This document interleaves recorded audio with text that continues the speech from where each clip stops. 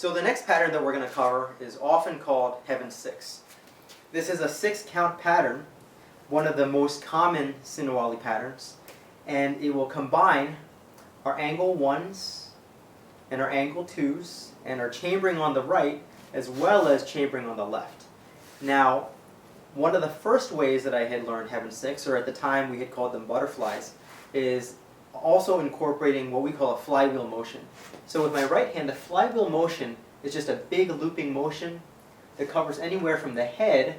I could hit the head, to the neck, to the body, to the hand, even to the groin. It's a big motion that just loops it straight down. From the side, my flywheel motion is just like this. So we're going to start employing this motion, especially as you learn and practice by yourself. This may be a good way to develop some of the flow and fluidity of Heaven 6. On my left, I'm doing this flywheel motion here. When I do my flywheel motion, I cover the line vertically in front, and then as the stick passes, it's going to come back up, and I rechamber to hit again. So I don't really do small circles so much as I really start to involve my hand, my elbow, and even my shoulder. The more parts of your arm and your body you start to engage, the more power you can transfer into that point of the stick. So now, the way that we're going to show Heaven 6 today is I'm going to do my first 3 beats on one side, taking the angle 1 line, and then using the flywheel. That flywheel will rechamber, so we go from a right chamber now to a left chamber.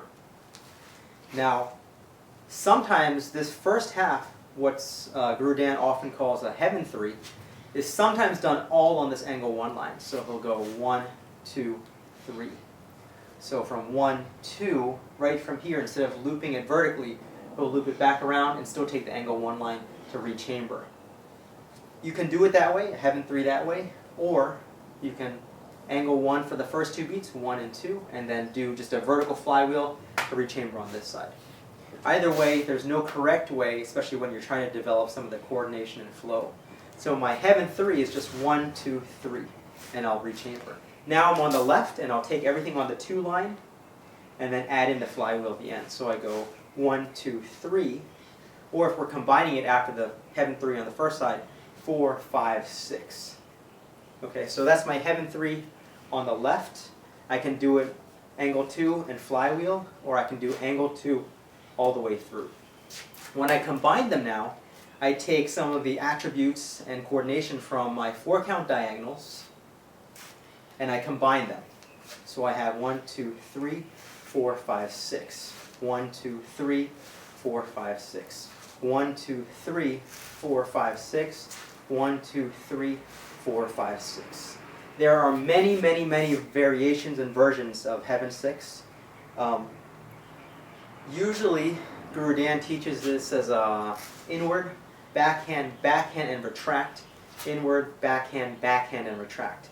So he goes 1, 2, 3, and retract. 1, 2, 3, and retract. He'll go angle 1, angle 1, angle 2, and retract. Angle 2, angle 2, angle 1, and retract.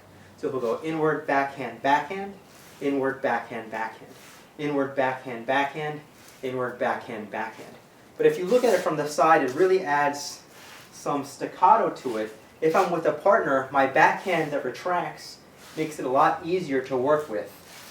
Whereas when I take the flywheel, if both people do the flywheel, there's a good chance that we'll just hit each other's hands or cut the line exactly down the middle for each other. So if we're trying to make the clicking or the positive contact for each other, we'll go inward, backhand, backhand, and rechamber, inward, backhand, backhand, and rechamber. From the other side, inward, backhand, backhand, and rechamber, inward, backhand, backhand, and rechamber.